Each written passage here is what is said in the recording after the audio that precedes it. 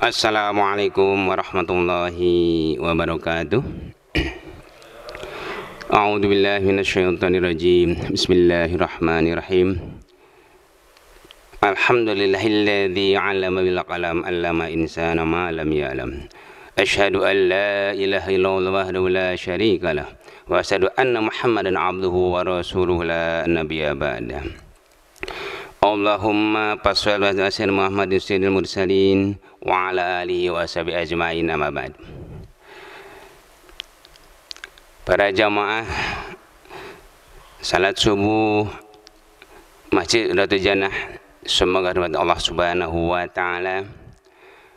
Pada kesempatan baik-baik ini, mari kita bersama-sama untuk meningkatkan syukur kita kepada Allah Subhanahu wa taala. Karena alhamdulillah sampai ini hari, saat ini, menit ini, detik ini, Allah Subhanahu wa taala masih memberikan kesempatan kepada kita dengan memberikan berbagai macam nikmat kepada kita. Wabil khusus nikmat sehat wal afiah, nikmat iman dan dengan nikmat Islam. Sehingga dengan nikmat ini alhamdulillah pada pagi ini kita bisa melaksanakan salah satu kewajiban kita, yakni ibadah salat subuh berjamaah, dan juga kita bisa hadir dalam kajian ta'lim yang kita rasakan pada setiap hari Ahad pagi ba'da subuh pada bulan yang bersangkutan. Karena itu maka kita bersyukur dengan kesehatan ini, karena tidak sedikit saudara-saudara kita mungkin yang pada saat ini ada dalam keadaan kurang sehat dan sebagainya. Kita mohon Allah Subhanahu wa taala mudah-mudahan saudara kita, wabil khusus jamaah Masjid Ratu Jannah yang dalam keadaan kurang sehat, Allah Subhanahu wa taala mengangkat penyakitnya sehingga beliau akan sehat kembali seperti biasa dan kita bisa beristiqomah beribadah kepada Allah Subhanahu wa taala. Amin ya rabbal alamin. Masyaallah hadirin wa hadirah jamaah salat subuh rahimakumullah. Kaji kita pada pagi ini sesuai dengan tema yang sudah disampaikan oleh panitia, bahwa kita memasuki kepada perjuangan dakwah Rasulullah bagian ke-9 dengan subtema yaitu respon masyarakat Madinah dan kepada Quraisy terhadap dakwah Nabi di Madinah. Masyaallah hadirin jamaah salat subuh rahimakumullah. Allah Subhanahu wa taala berfirman dalam Al-Qur'an, A'udzu billahi minasyaitonir rajim. Bismillahirrahmanirrahim. Ya ayyuhalladzina amanu taqullaha haqqa tuqatih wa la tamutunna illa wa antum muslimun. Ya ayyuhalladzina amanu taqullaha wabtaghu ilahil wasilata wajahidu fi sabilihi la'allakum tuflihun. Wa bi ayatil ukhra ya ayuhan nasu taqu rabbakum alladzi khalaqakum min nafsin wahidah wa khalaqa minha zawjaha fabatha minhuma rijalan katsiran wa nisaa'a wattaqullaha innallaha kana 'alaikum raqiba. Wa fi ayatil ukhra laqad kana lakum fi rasulillahi uswatun hasanah liman kana yarjullaha wal yawmal akhir wa dzakara katsira. Al-ayah. Maka Nabi sallallahu alaihi wasallam, innama bu'istu liutammima makarimal akhlak. Kata Rasulullah, sesungguhnya kami diutus ke muka bumi adalah liutammima, untuk menyempurnakan akhlak yang mulia. Sesuai dengan firman tadi, bahwa kata Allah SWT, sungguh telah banyak pada diri Rasulullah adalah contoh-contoh uswatun hasanah, contoh-contoh yang baik. Untuk siapa? Liman kana yarju yaumil akhir, untuk orang-orang yang ingin mengharapkan biliqa'illah, ketemu Allah dan keselamatan di hari akhir. Dan orang-orang yang banyak zikir kepada Allah Subhanahu wa taala. Rasulullah telah banyak berikan contoh dalam hal ubudiyah, muamalah, dan juga dalam hal-hal sifatnya perjuangan dakwah.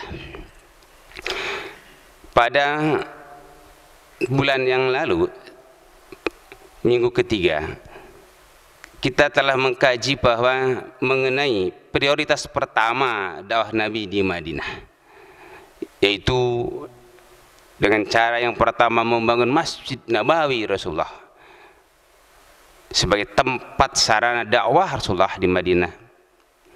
Dan yang kedua, beliau memprioritaskan adalah mempersaudarakan antara kaum muhajirin dan kaum ansar di Madinah, sehingga terwujudlah kekuatan kaum muslimin di Madinah. Dan juga yang ketiga, yaitu Rasulullah telah melakukan perjanjian dengan kaum Yahudi yang dikenal dengan piagam Madinah. Ini sudah saya sampaikan pada bulan yang lalu. Kali ini kita ingin melihat sejauh mana respon masyarakat Madinah dan kaum Quraisy terhadap dakwah Nabi di Madinah. Berawal dari firman Allah Subhanahu wa taala dalam surat Al-Imran surat ayat 123, Allah berfirman, "Wa laqad nasarakumullah fi Badrin wa antum adillah fattaqullah la'allakum tashkurun." Kata Allah, Allah telah memberikan pertolongan kepada kaum muslimin di waktu perang Badar. Perang Badar. Padahal wa antum adillah, padahal kamu dalam keadaan lemah. Fattaqullah, bertakwalah kepada Allah. La'allakum tashkurun, agar kamu termasuk orang-orang yang bersyukur kepada Allah Subhanahu wa taala. Dari ayat ini kita menyimak bahwa ada beberapa respon masyarakat Madinah dan kaum Quraisy terhadap dakwah Nabi di Madinah. Setidak-tidaknya berbentuk ghazwah. Ghazwah itu artinya berperang secara terbuka. Peperangan secara terbuka. Salah satu di antara perang terbuka adalah perang Badar. Kemudian nanti ada perang Uhud. Kemudian nanti yang ketiga perang Khandaq. Kemudian ada perjanjian Hudaybiyah. Dan masih perang-perang yang lain yang bersifat Syria yang tidak langsung melibatkan diri di dalam peperangan. Insyaallah dalam kesempatan ini kita akan sampaikan beberapa respon masyarakat Madinah terhadap dakwah Rasulullah di Madinah. Yang pertama adalah respon yang pertama adalah terjadinya perang Badar. Perang Badar disampaikan dalam kitab ini, yaitu terjadi di Lembah Badar. Lembah Badar kira-kira ada sekitar 6 kilo dari wilayah kota Madinah sebelah barat. Disitulah terjadi peristiwa yang dahsyat, yaitu perang Badar. Perang Badar ini terjadi dalam rangka merespon dakwah Nabi, yaitu antara orang-orang kafir Quraisy, kafir Yahudi Madinah bergabung dengan mereka dalam rangka merespon terjadinya pengembangan Islam di Madinah dengan dakwah Rasulullah. Apa sebabnya terjadi? Hal ini digariskan di dalam tulisan ini karena pada waktu itu ada seorang kabilah Arab, kafir Quraisy, yang dipimpin oleh Abu Sufyan. Dia sedang berniaga ke wilayah Syria. Sepulangnya dari peniaga itu, ya kurang lebih 3 bulan namanya, dia kembali dengan kekhawatiran yang sangat tinggi dari pihak kabilah Quraisy ini. Maka mereka minta perlindungan kepada kafir Quraisy di Mekah. Berita ini yang disampaikan oleh kabilah dagang yang dipimpin oleh Abu Sufyan ini ditanggapi oleh tokoh kafir Quraisy di Mekah, yaitu Abu Jahal. Dia menyikapi bahwa kabilah dagang kafir Quraisy ini dihadang oleh kaum muslimin di Madinah. Ini sebab yang pertama yang menimbulkan bibit-bibit permusuhan terjadinya perang Badar. Karena itu maka setelah ditanggapi oleh Abu Jahal di kafir Quraisy Mekah ini, maka langsung menyikapi, mengirim pasukan kafir Quraisy dari Mekah menuju ke Madinah. Sesampainya di Badar, bergabunglah dengan kabilah dagang tadi dalam rangka menyerang kaum muslimin yang ada di Madinah. dengan tujuan Abu Jahal bersama pasukannya ingin menghancurkan kaum muslimin di Madinah, yaitu kaum muhajirin yang hijrah dari Mekah ke Madinah dan kaum Ansor yang menjadi orang penolong kaum muhajirin di Madinah, karena mereka mengetahui bahwa Islam di Madinah dalam waktu 1 tahun sudah berkembang dahsyat di wilayah Madinah. Baru 1 tahun. Karena perang Badar ini terjadi pada awal tahun kedua Hijriah. Masalah hadirin jamaah salat subuh rahimakumullah. Bagaimana peristiwa itu terjadi? Dikisahkan dalam tulisan ini bahwa perang Badar terjadi dari kelompok kaum muslimin yang sangat qalilah, sedikit. Sementara pihak kafir Quraisy Mekah yang bergabung dengan kafir Yahudi di Madinah dan dengan kabilah dagang yang berpulang dari Syria berjumlah 1000 orang. Sementara kaum muslimin yang ada di Madinah pada waktu itu baru mencapai 313 orang dalam 1 tahun. Jika dibanding dengan ketika Nabi berdakwah di Mekah 10 tahun di Madinah, 10 tahun di Mekah, kaum muslimin hanya menjadi pengikut 121 orang. Selama 10 tahun awal di Mekah. Baru setahun di Madinah sudah mencapai 313 pasukan kaum muslimin yang bergabung sebagai tentara kaum muslimin dalam rangka berperang menghadang kaum kafir Quraisy dalam perang Badar. Lalu bagaimana responnya? Proses terjadi perang Badar dengan 2 fase. Fase 1 adalah terjadi dengan sifat individual. Kaum muslimin di wilayah Badar ini diwakili pertama oleh Hamzah bin Abdul Muthalib secara individu. Yang kedua diwakili oleh Ali bin Abi Thalib. Dan yang ketiga diwakili Ubaidah. Sementara kafir Quraisy pada waktu itu diwakili juga oleh 3 individu. Oleh Utbah bin Rabi'ah, Sa'ibah bin Rabi'ah, dan Hindun bin Rabi'ah. Namun dalam peristiwa fase pertama ini kaum muslimin dengan 3 individu dapat membunuh ketiga kafir Quraisy tadi. Dengan rasa ketersinggungan kafir Quraisy ini, maka terjadilah peristiwa yang terbuka, yaitu perang Badar. Maka kaum muslimin di situ langsung menghadapi penyerangan yang luar biasa dari kaum kafir Quraisy sebanyak 1000 orang. Kisah singkat menyebutkan bahwa dalam peristiwa tersebut respon yang pertama dari kafir Quraisy, kafir Yahudi yang sebagai penduduk masyarakat Madinah pada waktu itu, tidak sedikit yang mati terbunuh dalam peristiwa perang Badar, termasuk pimpinannya kafir Quraisy itu Abu Jahal mati terbunuh dalam perang tersebut bersama pasukan lainnya, sehingga berjumlah 70 orang mati dalam keadaan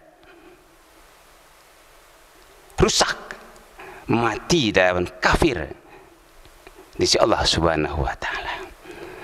Sementara ada pihak kaum muslimin pada waktu itu yang syuhada mati syahid, yaitu sebanyak 14 orang. 14 orang ini terdiri dari 2 golongan. 6 orang dari golongan kaum muhajirin dan 8 orang dari golongan ansar. Ini peristiwa nyata terjadi sebagai respon perjuangan dakwah Nabi di Madinah yang pertama. Karena itulah maka peristiwa Badar ini menjadi kemenangan pihak kaum muslimin di Madinah. Ini respon yang pertama. Lalu apa hikmah di balik perang Badar ini? Disebutkan dalam tulisan kitab ini, paling tidak ada 4 hal yang dapat Ustaz sampaikan. Yang pertama, dengan terjadinya peristiwa perang Badar ini dalam rangka menyambut hadangan, serangan dari kafir Quraisy Mekah ini, yang pertama, semakin solidnya kekuatan kaum muslimin.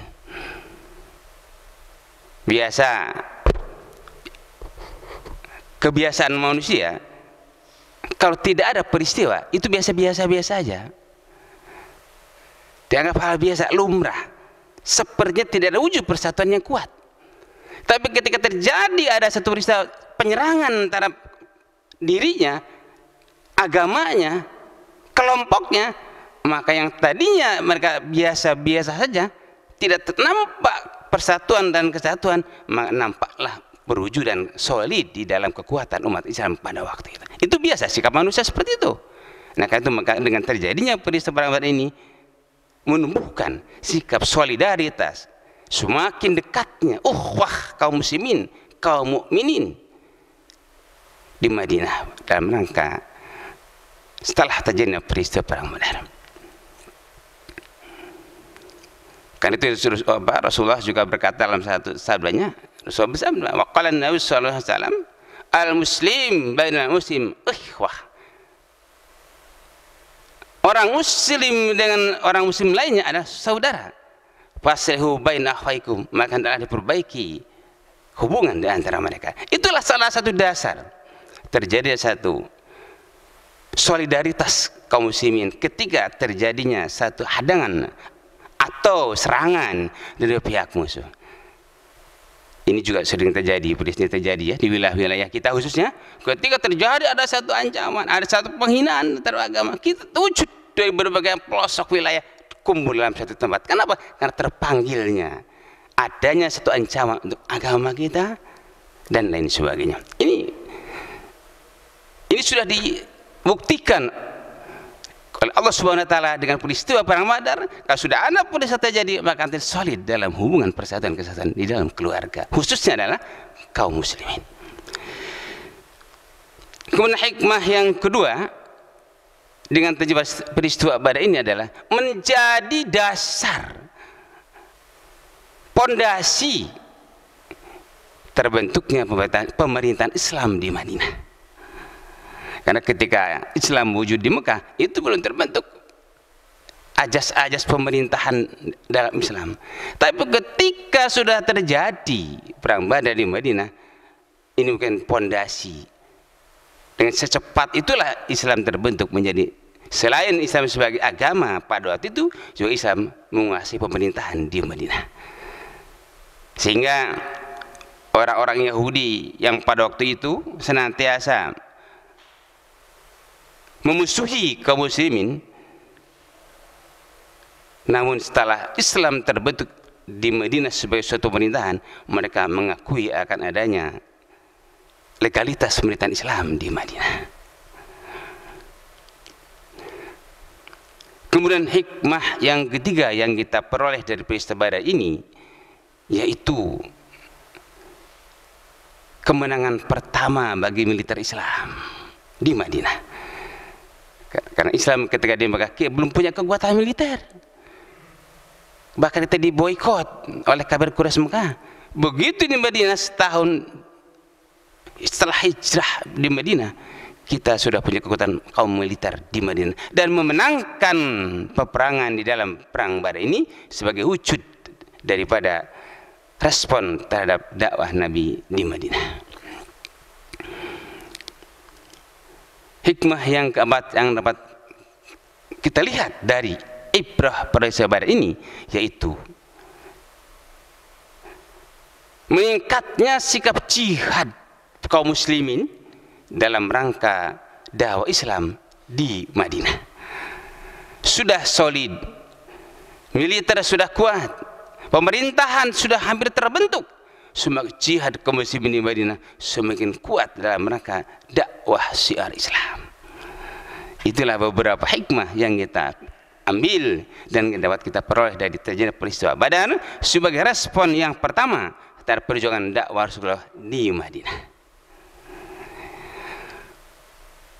Timbul satu pertanyaan, ada beberapa sahabat atau kafir Quraisy, bukan sahabat pada waktu itu karena tidak iman kepada Rasulullah, terhadap tawanan perang yang dapat ditawan oleh kaum muslimin. Bagaimana sikap kaum muslimin terhadap tawanan perang Badar ini?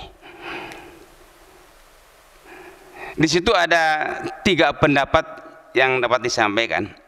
Ada beberapa tawanan perang Badar ini yang menjadi tawanan perang pada waktu itu.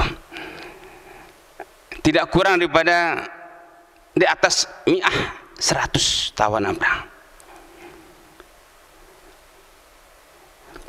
Di sini ada 3 pendapat yang dalam rangka penyelesaian tawanan perang ini setelah terjadi setiap perang Badar ini. Yang pertama, sahabat Umar bin Khattab menyampaikan kepada Rasulullah agar tahanan ini atau tawan ini dihukum mati atau dibunuh.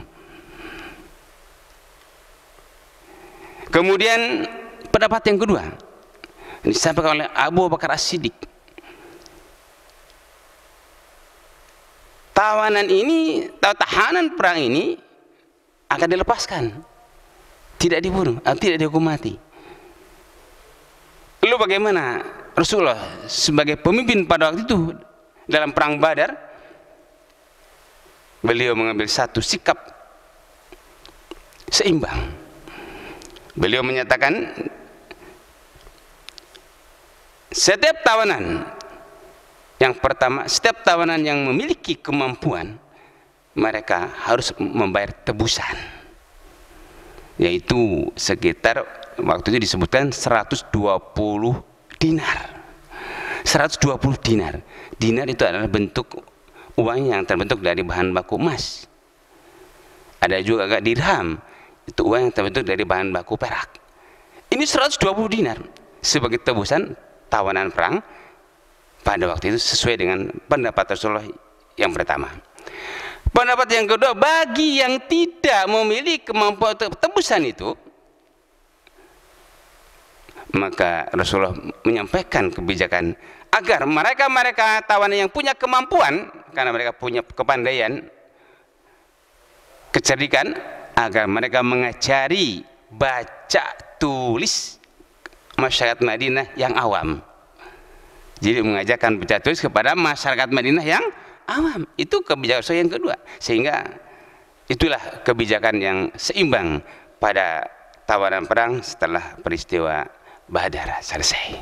Karena itu maka respon yang pertama terhadap Rasulullah SAW yaitu terjadinya perang Badar di lembah Badar, tepatnya tahun 2 Hijriah, saat Rasulullah hijrah dari Mekah ke Madinah.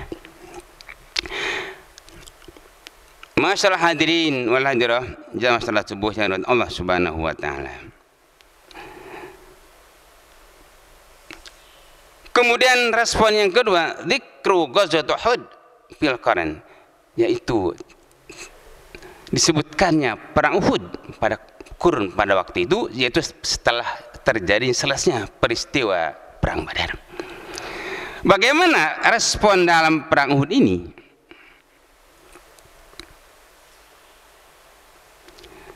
Dalam perang Uhud ini terjadi di wilayah Madinah itu pada tahun ketiga Hijriah.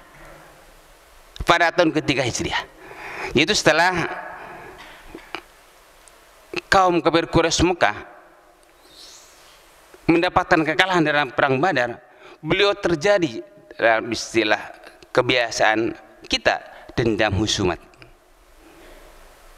Mereka benci, mereka malu sebagai kafir Quraisy yang pada waktu terhormat dan kemudian juga punya kelompok besar, terkalahkan dengan kaum muslimin yang kelompok kecil.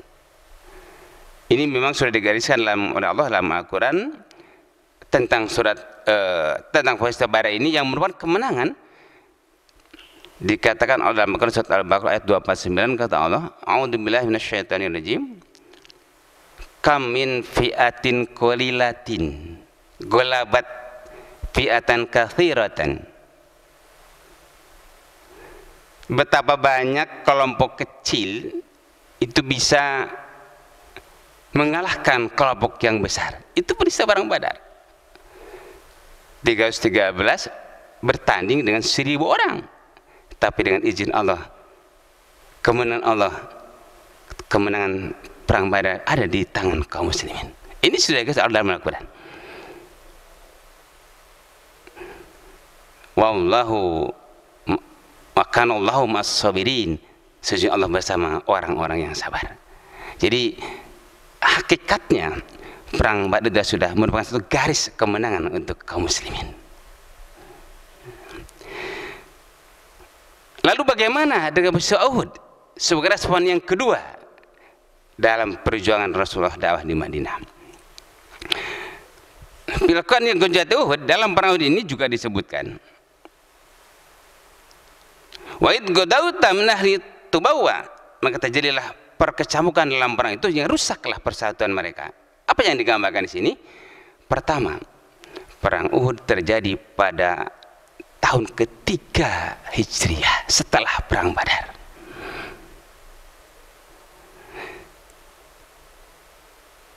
Dalam perang Uhud juga hampir tidak ada keseimbangan dari jumlah pasukan kaum muslimin. Kaum muslimin pada waktu itu sudah meningkat. Yang tadi 313 sudah punya pasukan menjadi 1000 orang dalam waktu 1 tahun. Begitu cepatnya perkembangan Islam di Madinah. 1 tahun kemudian dari 313 menjadi 1000 orang. Itulah cepatnya dakwah Rasulullah perkembangan Islam di Madinah. Sehingga timbul respon-respon yang negatif dari kafir Quraisy karena mereka benci dengan perkembangan cepat di dalam Islam ini. Perkembangan Islam yang cepat di Madinah ini. Maka terjadilah peristiwa ini sebagai respon itu perang Uhud. Perang Uhud diikuti oleh kaum muslimin sebanyak 1000 orang dan kaum kafir Quraisy sebanyak 3000 orang. 3000 orang. Ini respon yang kedua terhadap dakwah Rasulullah di Madinah. Bagaimana prosesnya peristiwa ini?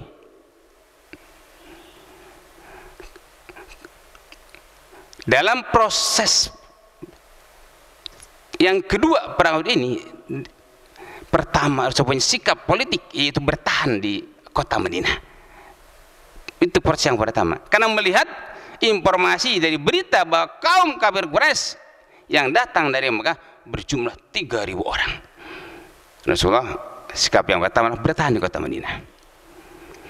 Namun ada beberapa masukan daripada sahabat lainnya, terutama adalah Umar bin Khattab, agar Rasulullah tidak bertahan di kota Madinah, tidak keluar dari kota Madinah untuk menghadang kafir Quraisy tidak sampai ke kota Madinah. Maka akhirnya keluarlah Rasulullah bersama para sahabat menuju Bukit Uhud. Bukit Uhud itu letak dari kota Madinah sekitar 7 km ke arah timur kota Madinah. Dari kota Madinah 7 km. Jadi kalau jamaah haji itu setiap kali berziarah ke Madinah itu pasti mereka dalam hari-hari tertentu, tidak hari yang ketiga, itu sudah berkeliling kota Madinah. Salah satu tempat ziarah mereka adalah di wilayah Uhud. Mereka ziarah kepada para makam syuhada yang gugur di waktu perang Uhud. Itu salah satunya. Nah, karena itu maka proses terjadi perang Uhud ini ada 2 pelanggaran yang dilakukan oleh kaum muslimin. Yang pertama adalah dilakukan oleh salah seorang kaum muslimin munafikin, orang munafik, yaitu yang bernama Abdullah bin Ubay. Dia adalah orang kafir Yahudi yang masuk Islam, beriman kepada Rasulullah, bersyahadah dengan kepada Rasulullah, namun dalam perjalanan Islamnya mereka memiliki sikap munafik. Apa yang dilakukan? Ketika Rasulullah mengajak dan membawa pasukan menuju ke Bukit Uhud, baru keluar dari kota Madinah, mendekati Bukit Uhud, Abdullah bin Ubay bersama rombongan pasukannya yang pro kepada Abdullah bin Ubay sebanyak 300 orang. Mereka membelot kembali ke Madinah, tidak ikut bersama Rasul menuju ke Bukit Uhud. Rasulullah tahu bahwa itu adalah pimpin Abdullah bin Ubay yang konotasinya adalah orang munafikin, orang yang munafik. Dia tidak ikut sampai ke Bukit Uhud, dan dia menyatakan kembali bersama rombongannya untuk kembali ke kota Madinah. Ini pelanggaran yang pertama, akan menjadi nanti kekalahan dalam perang Uhud. Maka Abdullah Ubay setelah kembali ke Madinah, berkuranglah jumlah pasukan kaum muslimin. Yang semula ada 1000 kaum muslimin, yang berangkat sampai ke begitu ada sebanyak 700 orang. Sementara kaum kafir Quraisy yang datang dari Mekah, yang dipimpin oleh Khalid bin Walid pada waktu itu, berjumlah 3000 orang. Jadi tidak pernah ada terjadi satu keseimbangan antara peristiwa perang ini, baik ketika perang Badar juga ketika perang Uhud. Sehingga kita selalu qalilah, fi'atin qalilah, kelompok yang sedikit. Sementara fi'atin katsirah itu adalah kafir Quraisy, kelompok yang besar. Ini pelanggaran yang pertama, yaitu yang menjadi kekalahan kaum muslimin dalam perang Uhud. Ini sebagai respon yang kedua dalam perjuangan dakwah Rasul di Madinah. Kemudian strategi Rasulullah ketika sesampainya di Uhud, Rasulullah mengatur strategi terhadap kaum muslimin yang sebanyak 700 pasukan. Bukit Uhud dan pintu-pintu masuk kota Madinah ditutup, dihadang oleh kaum muslimin agar tidak bisa kafir Quraisy terus masuk ke kota Madinah. Ada satu yang menjawabkan kekuatan kaum muslimin itu dengan menempatkannya kaum pemanah yang makhir sebanyak 50 orang ditempatkan di area yang Bukit Uhud agar memudahkan kaum muslimin untuk menghadang kafir Quraisy yang datang menuju ke Madinah. Dan memanah dari atas, insya Allah akan mudah sampai kepada tujuan. Musuh yang datang dihadang di atas Bukit Uhud oleh pemanah makhir dari kaum muslimin. Lalu bagaimana peristiwa itu terjadi? Suatu hari sudah sampailah serangan dari kafir Quraisy menuju ke kota Madinah, hingga di Bukit Uhud terjadilah perkecambukan perang. Dalam peristiwa tersebut, fi'atan qalilah, kelompok 700 orang ini bisa menghadang kaum kafir Quraisy yang datang ke Madinah yang cukup besar, 3000 pasukan. Hampir mendekati kemenangan di perang Uhud ini. Dengan pemanah yang mahir tadi, sudah banyak yang meninggal. Dikisahkan dalam tulisan kitab ini sebanyak 25 kaum kafir sudah mati terbunuh. Dan kafir Quraisy dari Makkah mereka menarik mundur. Terjadilah bergelimpangan jenazah kafir Quraisy. Nah, disitulah kaum muslimin yang ada di lereng bukit tadi terpedaya, tergoda dengan banyaknya yang meninggal tadi. Dia menganggap bahwa kafir Quraisy dengan meninggalnya kurang lebih sebanyak 25 ini, mereka sudah kalah. Mereka kembali mundur menuju kepulangan ke Mekah. Tapi apa yang terjadi? Kaum muslimin di situ terpedaya dengan harta, istilah dalam agama ghanimah, harta rampasan perang atau harta peninggalan perang yang ditinggalkan oleh kaum kafir yang meninggal di lereng bukit itu. Nah, mereka turun terpedaya berebut peninggalan yang ditinggalkan oleh kafir Quraisy sudah wafat tadi, yang sudah meninggal tadi. Akhirnya para pemanah kaum muslimin yang berada di lereng bukit itu, mereka ikut turun ke bawah. Kasus ini diketahui oleh kafir Quraisy, di mana bahwa benteng kekuatan yang ditempatkan oleh Rasulullah mereka tinggalkan. Padahal pesan Rasulullah sebelum mereka terjadi peristiwa perang ini telah berpesan kepada kaum muslimin agar tempat ini tidak boleh ditinggalkan oleh kaum pemanah yang makhir 5 orang ini dengan alasan apapun. Itu pesan Rasulullah, tidak boleh ditinggalkan. Kenapa? Rasulullah dengan wahyu ilahinya, ini tempat strategis benteng untuk kekuatan kaum muslimin di Bukit Uhud. Tapi apa yang terjadi dalam proses peristiwa Uhud ini? Kaum muslimin terpedaya, dengan harta yang ditinggalkan oleh kafir Quraisy yang meninggal dunia tadi. Pada akhirnya setelah terjadi kaum muslimin turun sebagian dari Bukit Uhud, mereka berebut harta ghanimah atau harta rampasan perang ini. Maka pasukan kaum kafir Quraisy yang dipimpin oleh Khalid bin Walid dengan pasukan berkuda, karena kafir Quraisy ada 700 orang itu pasukan berkuda, yang lainnya berpasukan dengan onta. Mereka berbalik, berputar haluan menuju belakang Bukit Uhud, dan mereka naik ke lereng Bukit Uhud. Dan dia bisa menaklukkan yang kurang 14 orang lagi itu yang tinggal di Bukit Uhud, ditaklukkan oleh kafir Quraisy dan terbunuh satu persatu. Dan akhirnya kaum muslimin banyak yang wafat dengan terjadinya peristiwa perang Uhud ini.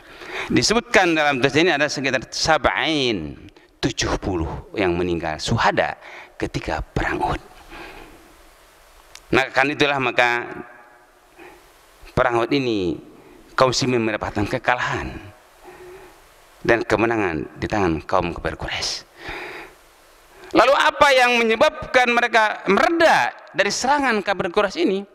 Karena mereka sudah bisa membunuh, menaklukkan para pemanah mahir di Bukit ini. Ada berita yang sampai kepada Khalid bin Walid sebagai tokoh dan pemimpin perang Uhud ini dari kafir Quraisy, bahwa Muhammad telah meninggal dunia, terbunuh dengan orang-orang yang terpedaya dengan harta ghanimah tadi. Ini berita tersiar ke kaum kafir Quraisy yang 3.000 orang ini. Dengan berita itulah maka salah satu penyelamatan dengan redanya penyerangan yang dilakukan oleh kafir Quraisy, khususnya oleh para tokoh berkuda dengan pemanah kaum pemimpin Khalid bin Walid. Dengan beritanya bahwa telah wafat, maka mundurlah serangan dari kaum Quraisy dan mereka menyatakan menang dan kembali ke Mekah. Apa ibrah yang kita ambil dalam hal ini? Ibrah terpelajar kita ambil dari peristiwa Uhud ini paling tidak ada dua hal. Yang pertama adalah kita mengetahui watak karakter kaum munafikin itu selalu membenci akan Islam. Mereka berwajah dua, kalau bahasa kita berwajah dua. Apa yang disampaikan dan apa yang dikatakan di mulut berbeda dengan di hati. Mulut berbicara taat sami'na al Islam, taat mendengar dan taat akan Islam, tapi hatinya meredah bil Islam, menentang Islam. Itulah karakter kaum munafikin. Dan ini sudah terbukti dan dibuktikan dalam waktu perang Uhud. Dan sampai sekarang banyak juga orang-orang kafir yang pura-pura sebagai muslim dan mereka termasuk kategori munafikin. Mengaku diri sebagai seorang muslim tapi benci dengan Islam. Ini ditegaskan Rasulullah dalam satu hadis disebutkan,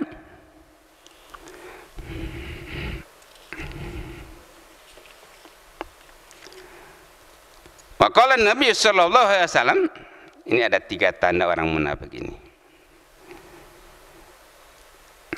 Rasulullah telah bersabda, ayatul munafiki salasun. Tanda-tanda orang munafik seperti yang dicontohkan Abdullah bin Ubay tadi, itu ada 3 contoh. Ada 3 ciri. Ciri yang pertama adalah idza haddasa kadzaba. Apabila dia berkata dia dusta. Ini terbukti Abdullah bin Ubay ini berkata sami'na wa ata'na Islam tapi meroda dari Islam.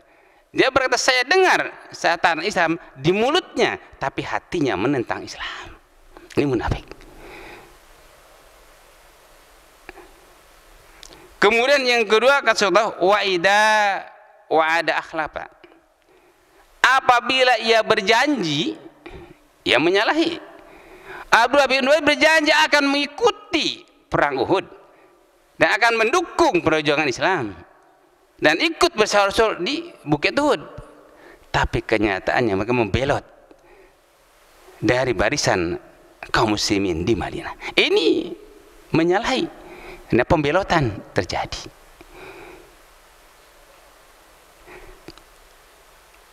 Ciri yang ketiga kata Allah, wa idza tumina khana. Ciri orang munafik itu apabila diamanati, mendapatkan amanah, dia berkhianat. Nah, ini dicontohkan oleh Abdullah bin Ubay tadi. Dia diamanat pimpin pasukan 300 orang untuk ikut bersama Rasulullah berdakwah, ikut bersama Rasulullah berjuang membela Islam di Bukit Uhud.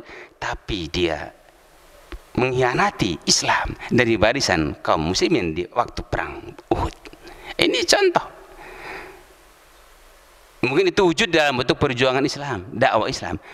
Tapi sikap-sikap, tanda-tanda, ciri-ciri munafik ini banyak terjadi dalam kebiasaan-kebiasaan masyarakat.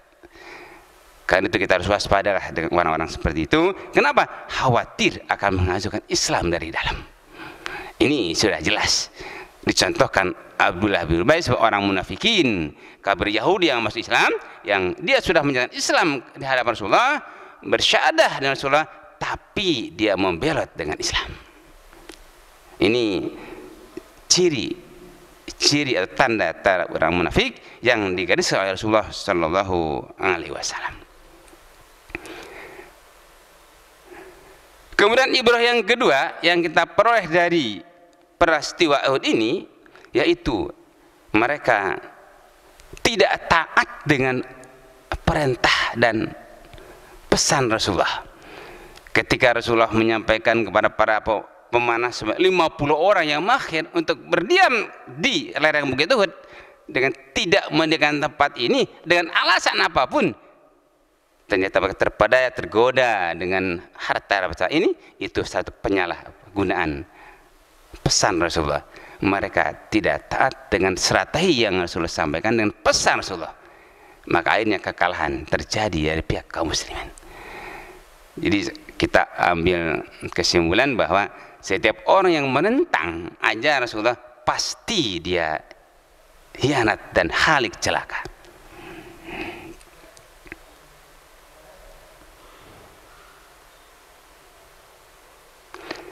Dalam satu dikatakan, kata Rasulullah, wa qala an-nabiy sallallahu alaihi wasallam, kullu ummati yadkhulul jannah. Setiap umat itu pasti masuk surga. Itu kata Rasulullah. Illa man aba, kecuali orang yang menolak. Siapakah yang masuk surga ini? Man atau ani dakhala jannah. Yang taat perintahku akan masuk surga, akan selamat dalam perang Uhud pada waktu itu. Wa man asoni pokok daba. Lalu siapakah yang menentangku, yang bermaksiat, yang berpaling, pokok daba, dialah yang menolak aturan kami atau aturan Rasulullah pada waktu itu. Itulah orang-orang yang tadi terpedaya dengan adanya harta atau ghanimah rampasan perang. Nah, ini hadirin wal hadirah jamaah salat subhanahu wa ta'ala. Inilah dua ibrah yang kita peroleh dari peristiwa Uhud.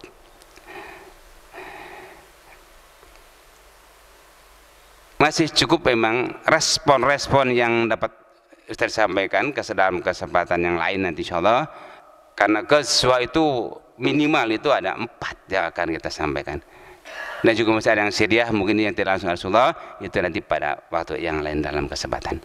Mengingat waktu juga sudah jam 6 ya, kurang 15, kita tutup dengan akhir kiparat majlis. Subhanakallahumma wa bihamdika asyhadu an la ilaha illa anta astaghfiruka wa atubu ilaik. Wabillahi taufiq hidayah. Wassalamualaikum warahmatullahi wabarakatuh.